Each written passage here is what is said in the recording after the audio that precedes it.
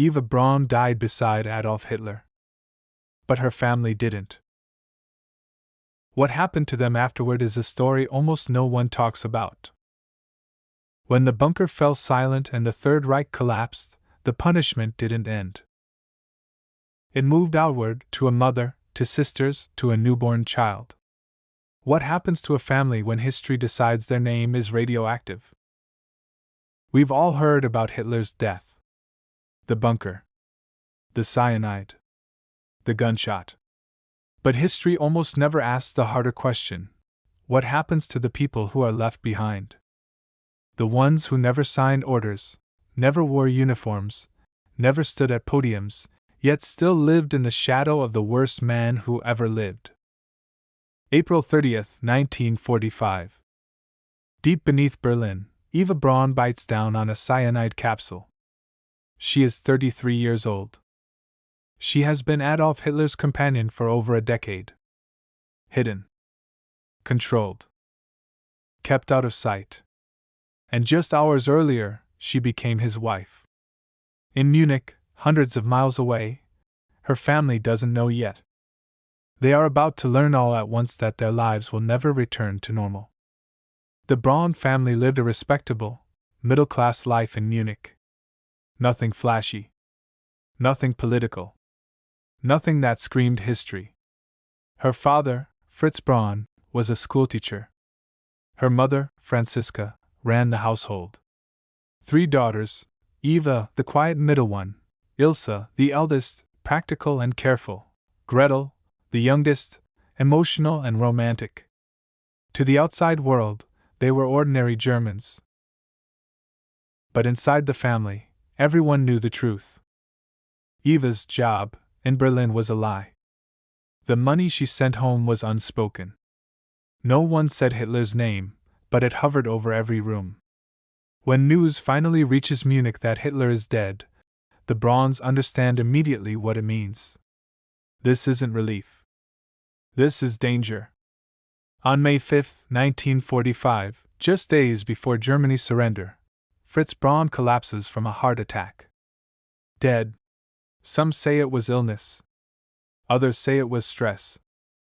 Others say it was the unbearable weight of knowing what his daughter had become. He never lives to face Allied interrogators.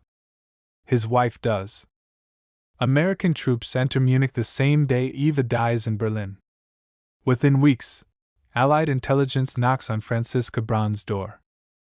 They want answers. What did Eva know? What did you know? Who visited? What was discussed? Franziska insists on one story and never deviates. Eva was private, apolitical, interested only in films, fashion, and love. The interrogators aren't convinced, but they can't prove otherwise. Gretel Braun didn't just benefit from Eva's position. She married straight into Hitler's inner circle. Her husband was Hermann Fegelein, an SS general, deeply involved in war crimes on the Eastern Front. Their wedding was lavish, held at Hitler's mountain retreat with Hitler himself in attendance. Just days before the war ends, Fegelein tries to flee Berlin. Hitler orders him shot. Executed for treason. Eva's own brother-in-law. No mercy. Gretel is 8 months pregnant. On May 5, 1945, the same day her father dies, she gives birth to a daughter and names her Eva Barbara after her sister. The child is born into a country that no longer exists, the daughter of a dead SS officer and niece of Adolf Hitler's wife. Before she can even leave the hospital, American intelligence is waiting. Post-war Germany invents a new system called denazification. It is not just punishment but classification: who led, who followed, who benefited, and who claimed ignorance. Franziska Braun stands before a tribunal in 1946. The verdict: Mitläufer, follower, the lowest level of guilt. No prison, but everything tied to Eva's estate is seized. The money stops, the protection evaporates. Gretel's case is harder. Widow of an SS general, Hitler attended her wedding, photos exist. She insists she knew nothing, married for love, and never discussed politics. In 1948, she too is labeled a follower. Legally free, morally never. Quick question: if your sibling loved a monster, does that make you guilty too? The Braun family spent their entire lives avoiding that question. After the war, Franziska Braun lives in a 40-square-meter apartment. Shared bathroom, shrapnel scars on the walls, cheap replacement windows. Heavy curtains always drawn.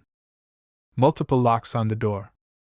When the bell rings unexpectedly, she freezes and doesn't answer. Neighbors later say she lived like someone waiting to be judged forever. During the winter of 1945-46, Franziska burns Eva's letters, diaries, and photos. Page by page, watching each one turn to ash. She believes some doors should stay closed forever. Gretel disagrees, saying those papers might have shown Eva's humanity. The argument is never resolved. History goes up in smoke. Eva Barbara grows up knowing the truth but living far from its shadow. Her mother tells her she is not responsible for the dead.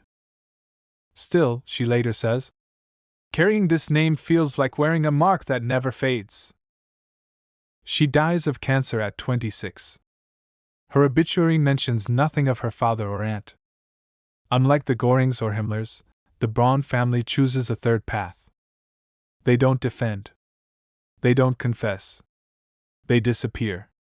No memoirs, no interviews, no explanations. Slowly it works. Because of that silence, Eva Braun remains an enigma. Was she naive, complicit, blind?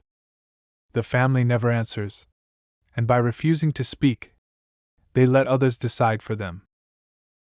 Eva Braun died beside Hitler, but her family lived, quietly punished for the rest of their lives. They lost money, reputation, privacy, and eventually, even the desire to explain. By the end of the 20th century, the Braun name had vanished. No defense, no redemption, no closure. Just silence. The real question isn't what they knew. Maybe it's this. When history brands you guilty by proximity, is disappearing the only way to survive? If this story made you think or challenged what you thought you knew, subscribe.